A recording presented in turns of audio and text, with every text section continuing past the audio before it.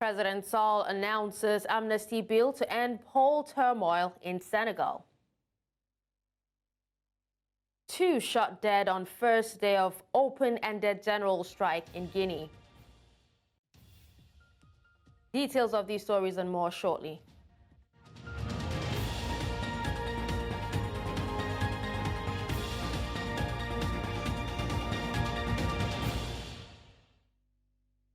Now let's begin by telling you that last-minute troubleshooting efforts by the federal government to avert a 2-day warning strike and national protest against economic hardship in the country failed on Monday night following insistence by the Nigeria Labour Congress to go ahead with its activities.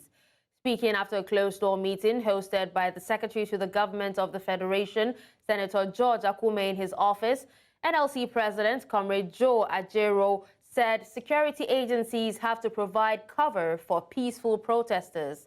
Now, government officials at the meeting included SGF Akume, Ministers of Agriculture, Budget and National Planning, Labor and Employment, Attorney General of the Federation and Minister of Justice, Head of Service of the Federation, Dr. Folasade Yemiesan, as well as the Director General State Services, leaders of the trade union, Congress, TUC, among others. Now joining me from the streets where the voices of economic discontent are set to resonate is News Central's correspondent Marshall Ononye. Hello, Marshall. Thank you so much for joining me. All right, we'll try to reconnect with Marshall. Now moving away from that to more economic hardships. Meanwhile, police forces are on high alert, deploying anti-riot squads in strategic locations across the country as the Nigeria Labour Congress gears up for a nationwide demonstration today, decrying the economic strain gripping the nation. In a press briefing, police spokesperson Olumuyiwa Adejobi revealed that the Inspector General of Police, Kayode Egbetokun, has instructed state commissioners of police to ensure the safety of protesters. Adejobi emphasized the police's recognition of the protest's significance, but warned against any attempts to disrupt public peace. He noted that the force remains steadfast in preventing any potential hijacking of the demonstrations. The NLC's grievances stem from the government's alleged failure to uphold agreements reached on October 2nd, 2023, notably concerning the removal of fuel subsidy. All right, we've been able to reconnect with News Central's correspondent, Marshall Ononye. Now, hello, Marshall. Thank you so much for joining me. Assembly where they hope to be delivering the demands of the NLC. But where is the TUC in all of this? TUC is not part of this. This is just for Nigeria Labour Congress and some pro-Labour allied partners. But basically NLC protest rally. Those who are the pro-Labour, they also try to join us. They are all welcome. Some of the items that you raised earlier have been on the table of discussion between the NLC and the federal government. And some people would have said that this protest is coming rather too late, especially considering the fact that some of these items have been issues that would have been resolved a lot earlier. What do you say? Well, it's rather late than ever. And this is just an awakening protest rally. It's a protest rally. So we are using this to awake the spirit of the federal government to do the needful. The Nigerians, they are crying silently, and some of them are speaking out. Government should begin to take actions, immediate actions, that will bring relief and reprieve to Nigerians. So where's our next stop from here? Most especially on food security and the security and protection of lives and properties. From the Kayode under bridge, I guess we're going to the State House of Assembly, right? Yeah, sure. We are going to the House of Assembly. Thank you very much. There you have it, the Lagos State chairman of the NLC, and we're heading next to the State House of Assembly in Lagos State. Over to you now in the studio. Marshall, for that update. We'll definitely reconnect with you subsequently.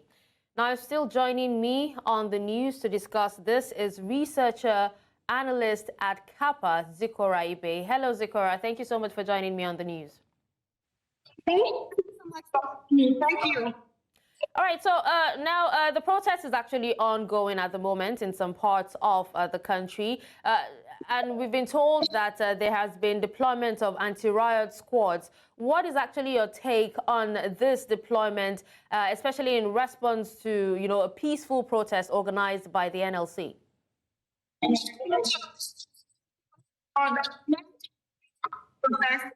Express themselves, for Nigerians to express themselves, the constitutionally guaranteed right. So Nigerians have the right to come out, to speak their minds, to say what they want to say at any point in time, and to intervene in government policies they seem to think does not work for them. So right now we are the NLC protest, the Nigerian Labour protest, which is starting up at the Ojotba under bridge. As you can see, there are moving vehicles and moving vans of policemen, anti-riot policemen who have already been stationed on ground. So, but it's here to break the protest.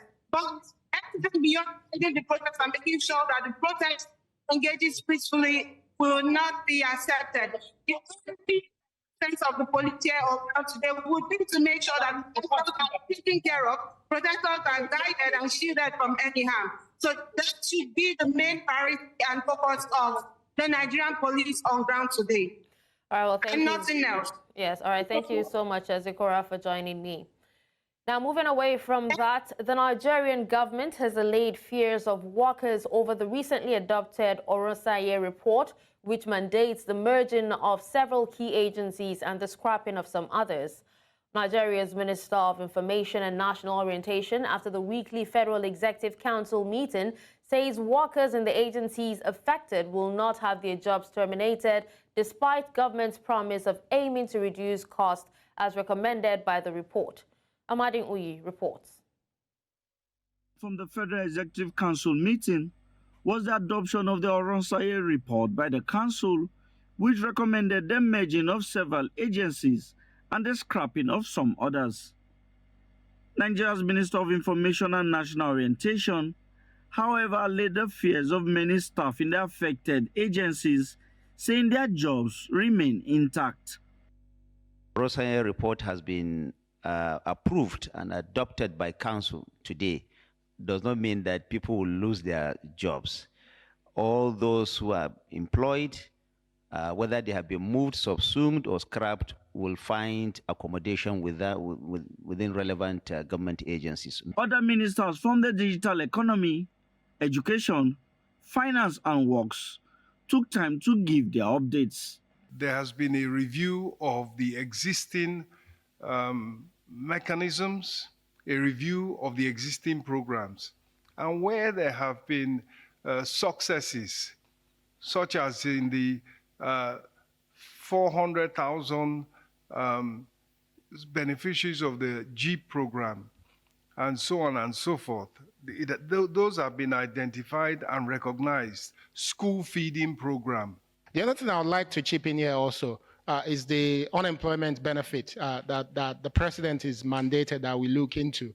And one of the areas where this touches on the digital economy is the program that we've launched to train 3 million technical talents. On Thursday, we're going to be scaling that program to 10%, which would mean we're going to announce a new set of people, up to 270,000 people that will benefit from this program. The council thought it's important for the universities to be reminded of their obligations under the various laws, the various acts setting up the universities, and then some financial regulations post-IPPS. And these all pertain to ensuring that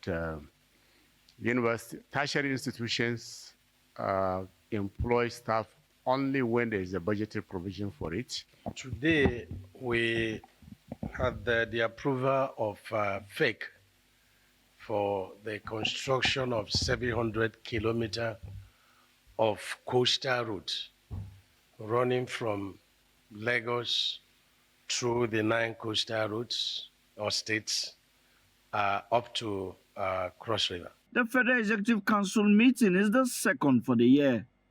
The reports from cabinet ministers revealed that there is progress by government along several fronts. In Abuja for News Central, I am Amadin Uyi.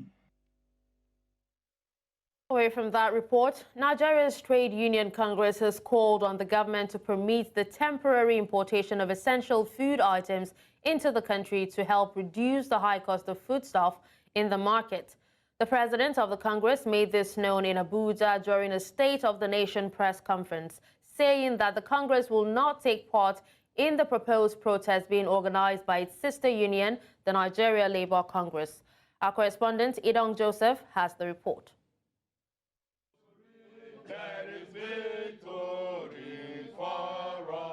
The press conference is coming on the eve of the proposed protest by the Nigeria Labour Congress.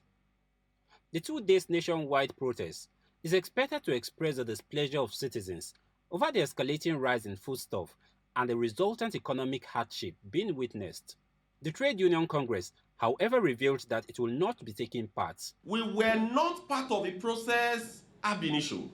We were not part of the agreement ab initio. So there is nothing to opt out from at all. Like as I have said repeatedly, that in trade union movement, you have a toolbox. That in that toolbox, you have different tools that you could use in calling government to order. The president of the TUC blamed the current hardship on the inability of the nation's monetary managers to manage the devaluation of Nigeria's naira. He urged government to adopt quick solutions to control inflation and immediately start the importation of foodstuff to contain the escalating rise in prices. The national pride of striving to achieving food sufficiency locally and not importing from abroad should be temporarily relaxed. Government at all levels should immediately source and purchase sufficient quantity of food items from different parts of the world and distribute to the vulnerable Nigerians. We have reviewed our commitment with organized labor, and I can tell you authoritatively that most of those agreements have been met. Number one, on the issue of payment of wage award of 35,000 naira, government has paid up to 4 months. The Trade Union Congress is calling on government to speed up deliberations surrounding the minimum wage of workers. The Congress says that this will improve the purchasing power of citizens. In Abuja for News Central, I am Idong Joseph. All right, so at the moment, we'll be bringing you live pictures from the ongoing protest that has been organized by the Nigeria Labour Congress, happening live in Lagos. It is supposed to be a 2-day protest scheduled for today and also tomorrow. And it is a warning protest against economic hardship in the country. So many citizens, people have actually been complaining about the high cost of living, high cost of foodstuff, inflation, and all that. So the economic crisis is the major reason for this particular protest. And as of now, the protesters have moved from Ikeja under bridge, and they're heading to the seat of power, which is in Alausa.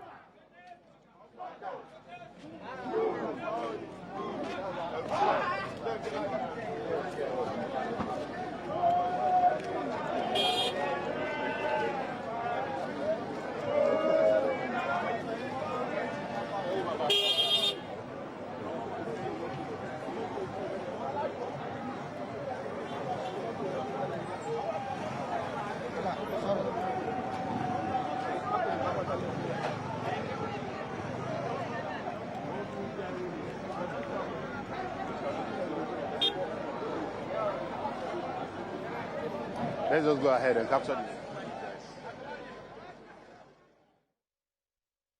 Nigeria's parliament has pledged to work closely with the executive to ensure that every section of the nation's 1999 constitution, which is set to be implemented by parliament, will benefit all citizens.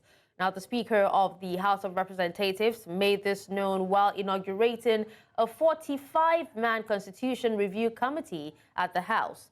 He says that the committee has been mandated to ensure the process is inclusive and transparent and urged citizens to make their input during the process so that all Nigerians can benefit. The technology to be adopted by this Constitutional Review Committee will emphasize inclusivity, transparency, and collaboration. From the onset, we shall work closely with the executive arm, both at the federal and subnational levels. This partnership stems from recognizing their pivotal role in governance, ensuring that our review process is comprehensive and considers the practical aspects of implementation. We will ensure that every voice is heard, every perspective is considered, and every citizen is empowered to participate in the shaping of our nation's future. And I also urge my colleagues in civil society, and I'm quite delighted that a lot of us are here in this room, to engage with this process. The Deputy Speaker has outlined the websites that this is, a lot of information is going to be available on. We will, as civil society, engage with the process and hope that this will give us very meaningful returns and reforms. News Central now resumes after the break.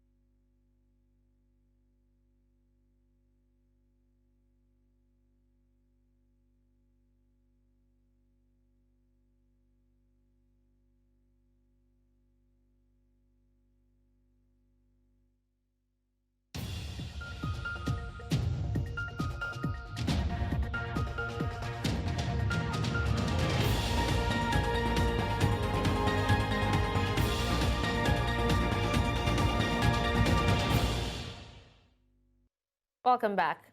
Now to a bit of judicial matters. The ruling on the bail application of the leader of the proscribed indigenous people of Biafra, Nnamdi Kanu, has been set for March the 19th in Abuja. This was made known at the resumed hearing of the trial at the Federal High Court in Abuja, where counsel to the detained IPOB leader says Kanu is entitled to bail as enshrined in the nation's constitution. Marvelous Obomanu reports.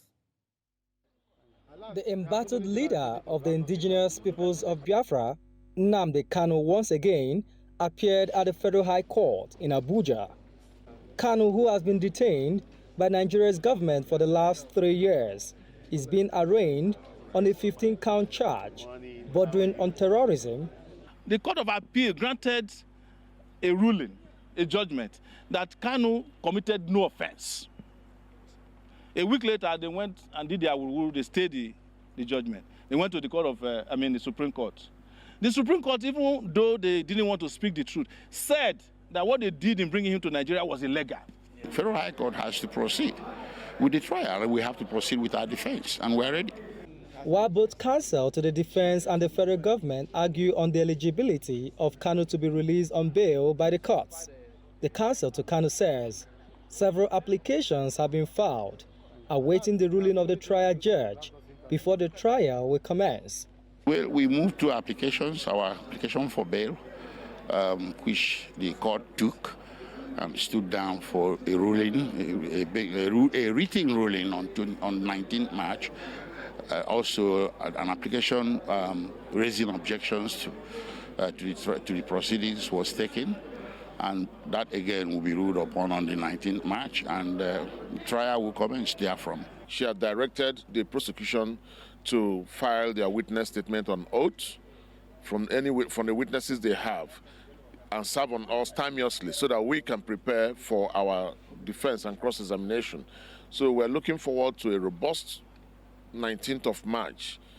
He expressed optimism that his client will receive a fair hearing by the trial judge. We're looking forward to a robust 19th of March, when they will present whatever witness they have, and then we can also challenge those witnesses with our questions to determine the veracity or otherwise of what they are going to say.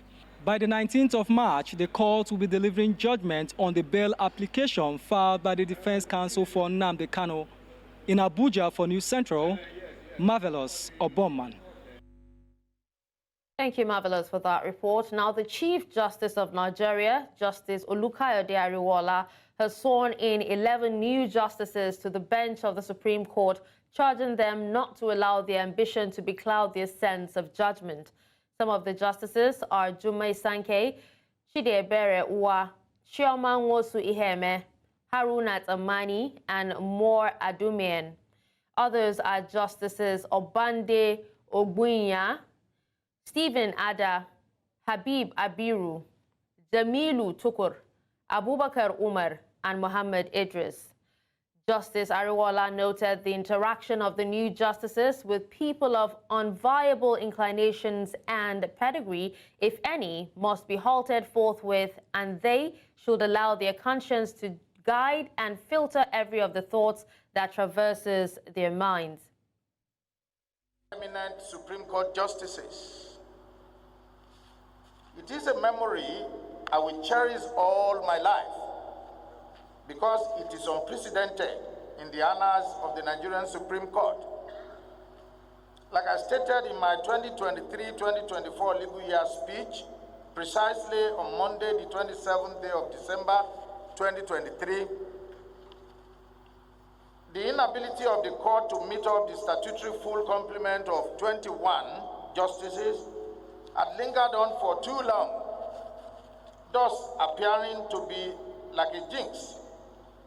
I therefore made a categorical pledge that before I finish my tenure as the Chief Justice of Nigeria, I would, by the special grace of God, do everything within my ability to break that jinx and get on board the well-deserved full complement of the court. Today, as it were, it is apparent that all that is now history, and a very palatable one at that, for the Nigerian judiciary and the country at large. As new justices of this honorable court, your lordships should note that you are coming on board at a time when our rank had been grossly depleted to an all-time low of 10 justices for a number of reasons, mainly retirements and deaths. We heartily welcome your lordships to our fold and wish you an eventful and pleasurable sojourn in the apex court of our dear country. Your lordships are neither new to oath-taking nor the structure and template of judicial work, just as you must have had.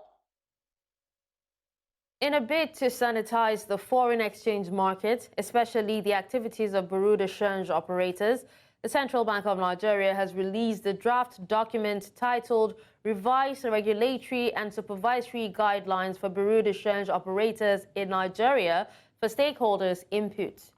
Given only till March 4th for stakeholder input and suggestions, News Central's Perpetua Fasomi Peter spoke to forex market players and captured their thoughts in this report.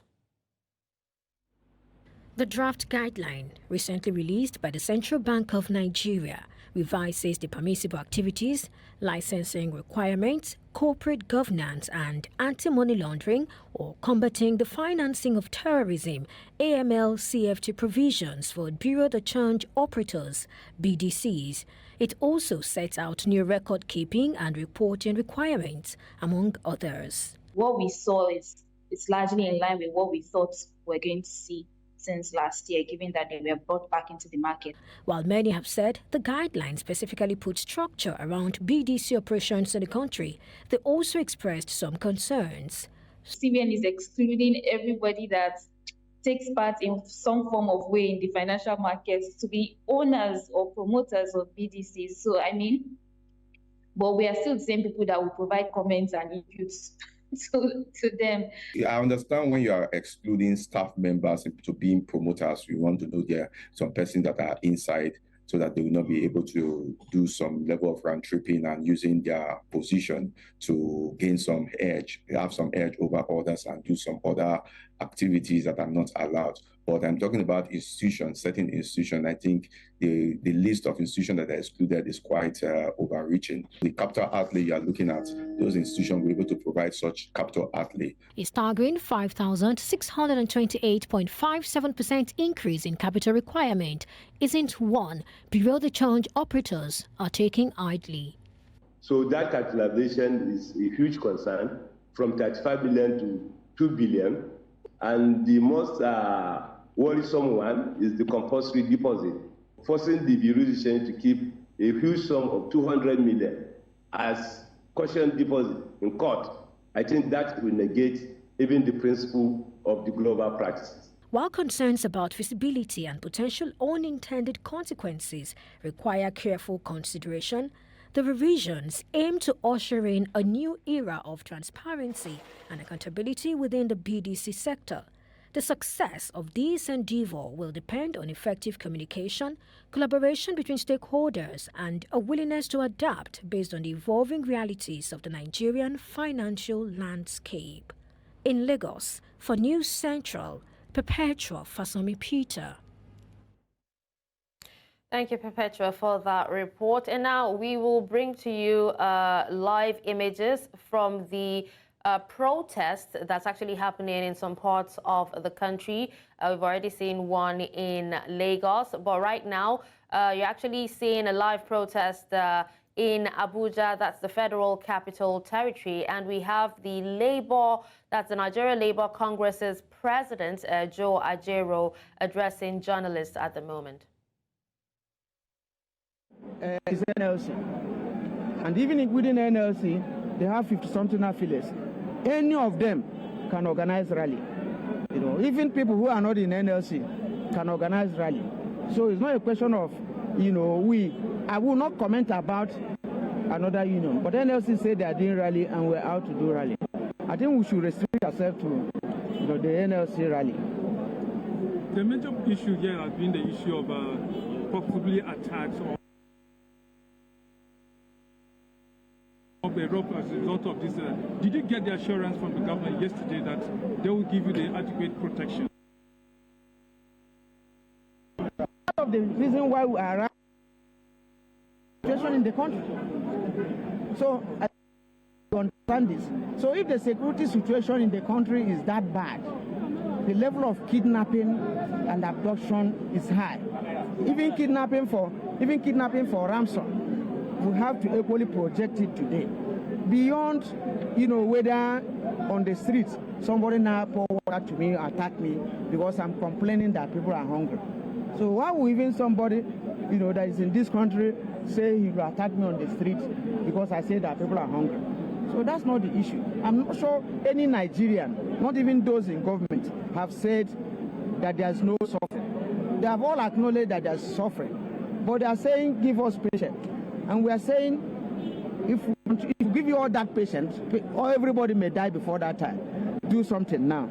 That's the only difference. There's nobody that doesn't know that Indomie is almost 16,000, 17,000. That a bag of rice is almost 70,000. They all know.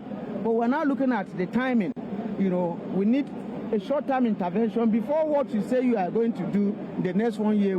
People have to be alive before they benefit from it. Okay, Mr. President, finally, TUC yesterday, they said this is not the time.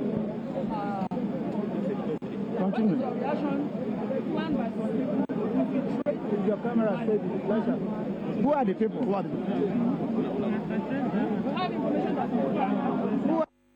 people now?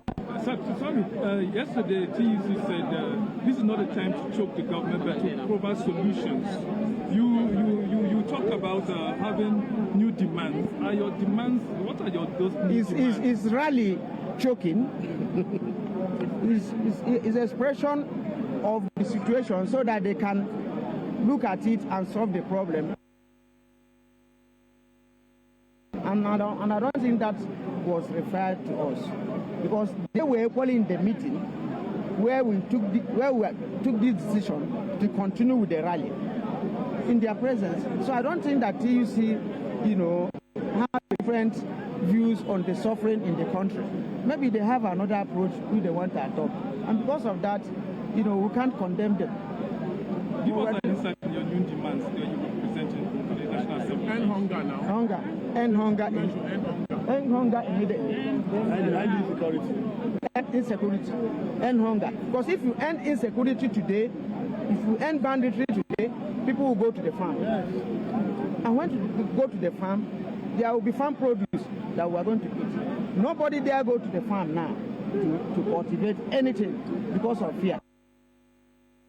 So the two work together.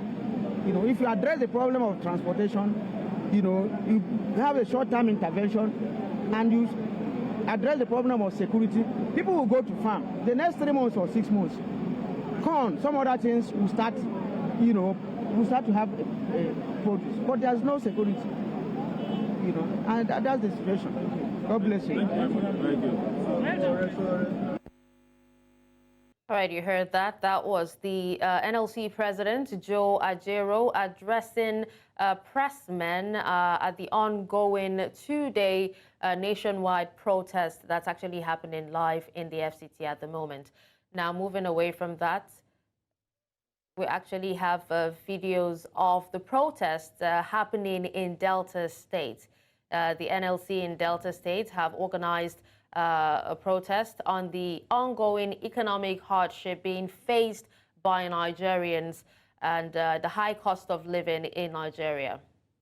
All right, so we'll actually keep tab with our correspondents across the country, and we'll bring you updates in the course of our bulletins. Now, away from that, the Kebbi State Ministry of Justice has set up a new unit under the ministry to take care of citizens' rights and gender-based violence in the state. The State's Attorney General and Commissioner of Justice, Junaidu Bello, made this known during a press briefing organized by the Kebbi State Ministry of Information and Culture in Birnin Kebbi. Bello stated that the effort is in line with the federal government's policy on the administration of criminal justice in Nigeria. He added that efforts is being made to further decongest the correctional facilities in the state by speedy trial of cases. We sat down and introduced about 13 different units under the department that we have at the Ministry of Justice. Of particular interest is the establishment of citizen rights and public engagement unit at the Ministry of Justice, which is going to serve as an avenue whereby the citizens and the public of Kebbi State will have a channel of formally communicating with the Ministry of Justice.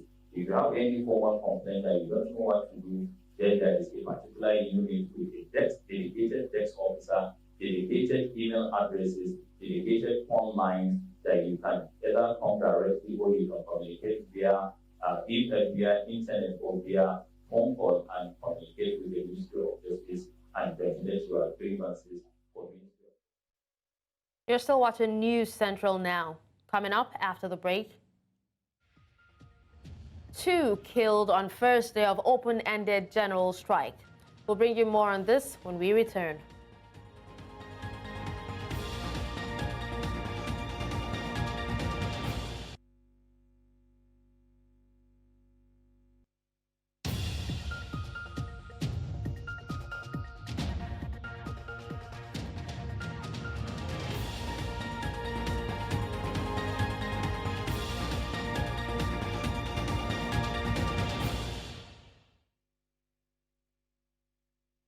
The news continues in the West, where Senegal's President Macky Sall has proposed a general amnesty bill for political protesters arrested since 2021 as he holds talk to end fresh turmoil over delayed elections.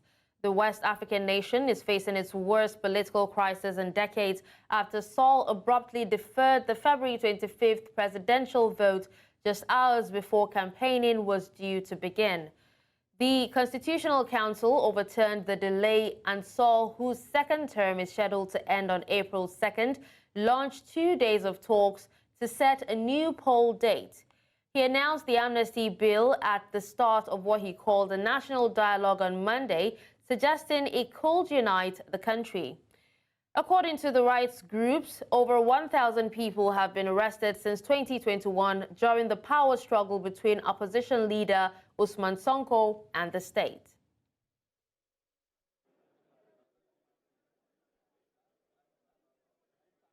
Two youths were shot dead after clashes broke out on Monday as Guinea's capital was paralyzed on the first day of an open-ended general strike, a key test for the junta that seized power in 2021 and banned demonstrations while muzzling critics.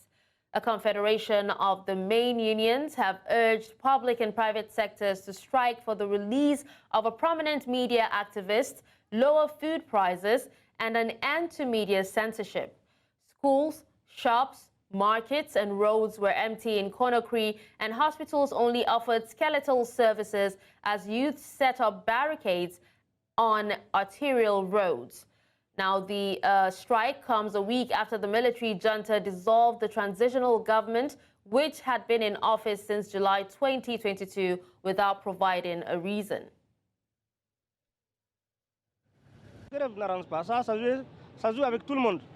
Ça dérange tout le monde parce qu'il n'y a pas d'activité. Par exemple, quelqu'un qui est malade, il doit ramener un Yassidine ou à Donka, comment il va venir?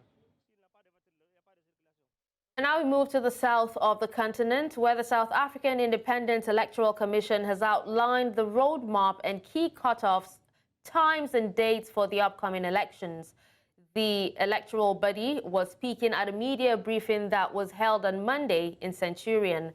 This marks the 30 years of electoral democracy in South Africa and also the introduction of novel experiences for first-time voters. News Central's Bongani Siziba was at the briefing and filed this report.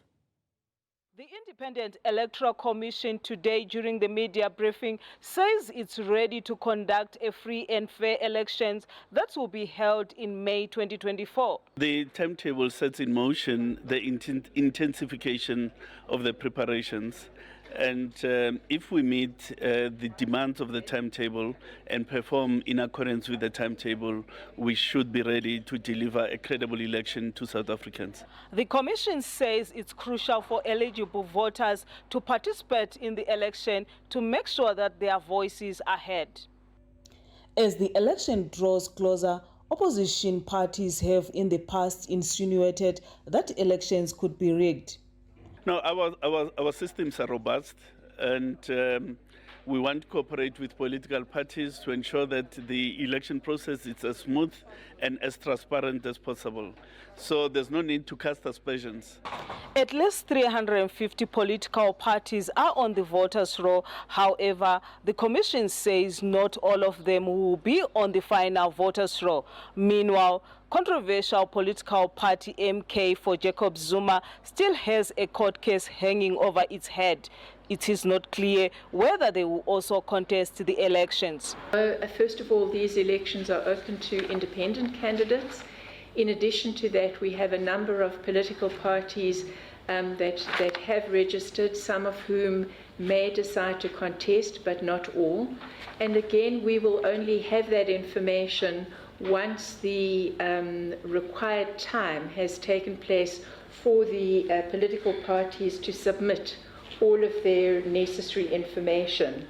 Major political parties have launched their manifestos. It is now left to the voters to choose who they want to lead them for the next 5 years. In Centurion, for News Central, Bongani Siziba.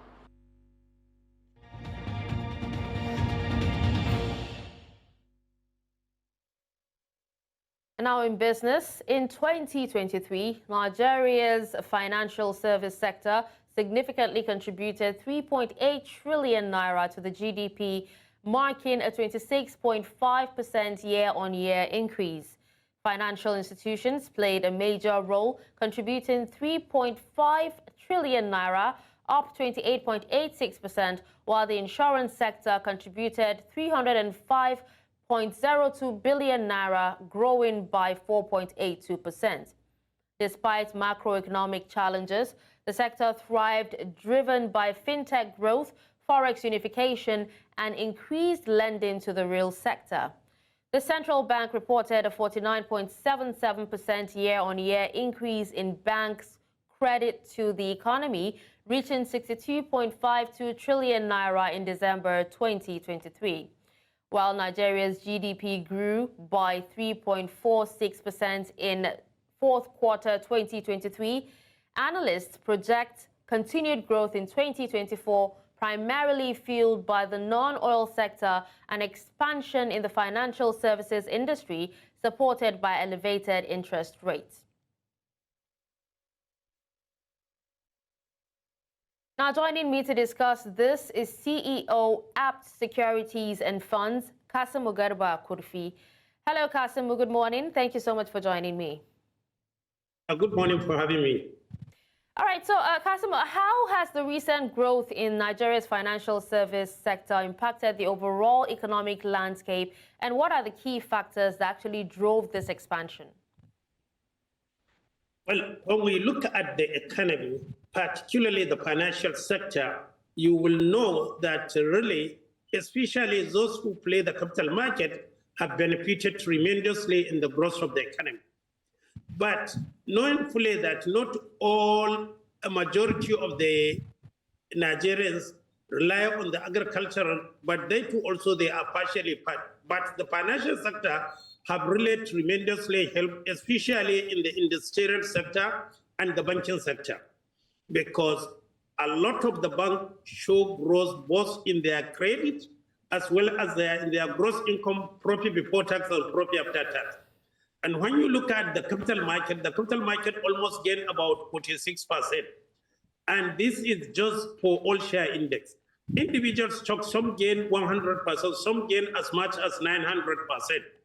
So therefore, those who played the right stock have got it right, and they really benefited tremendously. And we are hoping this will continue. But my advice for the Nigerian, they should try to play the financial sector, especially the capital market, because those who play the capital market have tremendously benefited immensely compared to those who did not play.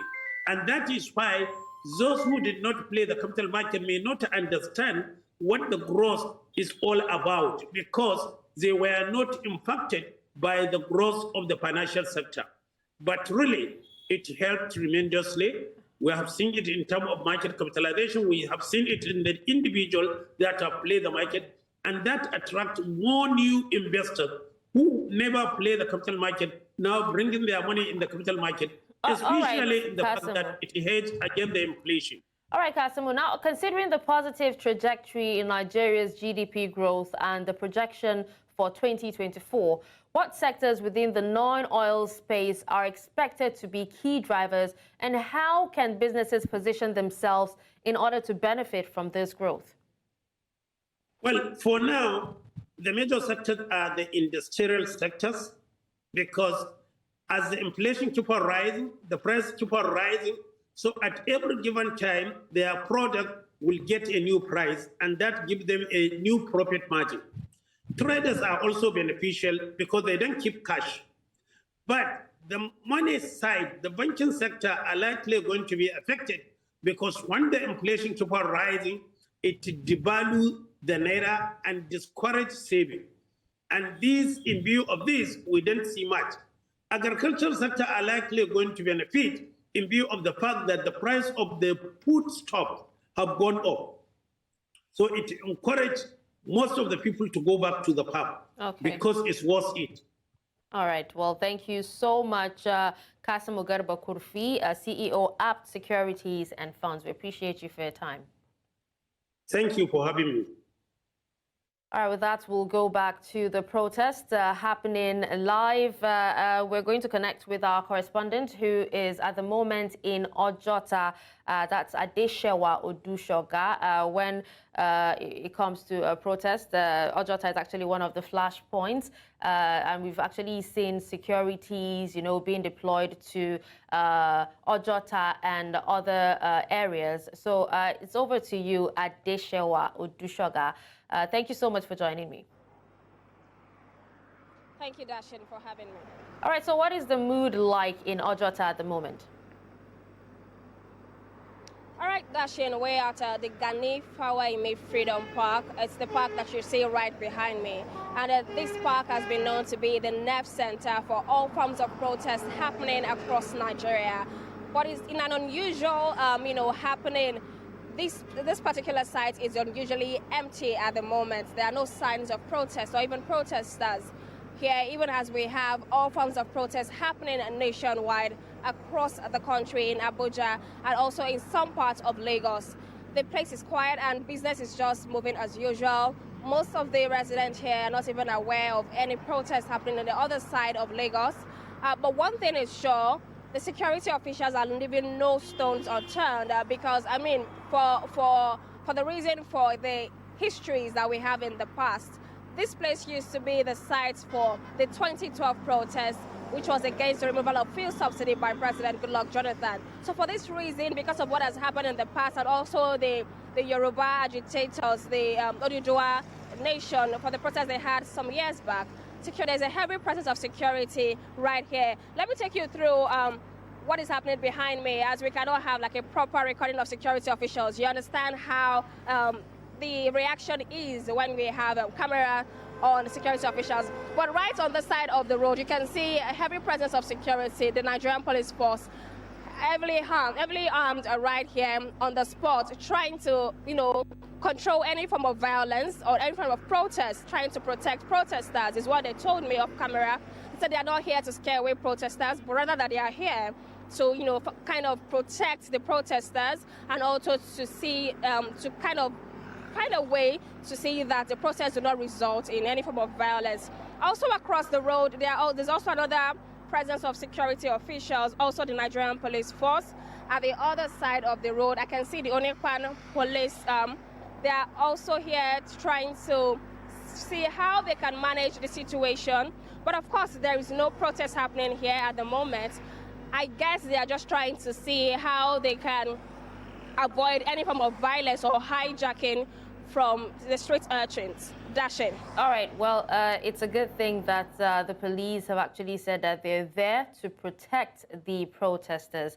It's a plus for them. But thank you so much, Adejobi Odushoga, for joining me and giving us that update. We'll definitely reconnect with you later to tell us what is happening.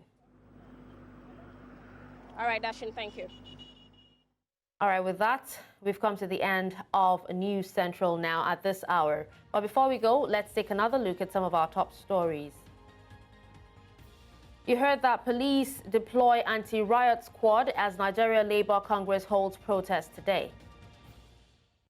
You also heard that President Sall announces amnesty bill to end poll turmoil in Senegal. We also told you that 2 persons have been killed on first day of open-ended general strike in Guinea. Send your eyewitness report to the WhatsApp number on the screen. Do follow us on social media. We are at News Central TV. You can watch News Central live on DSTV channel 422, Star Times channel 274, Avo TV, and YouTube. Many thanks for watching. I'm Darshan Usman.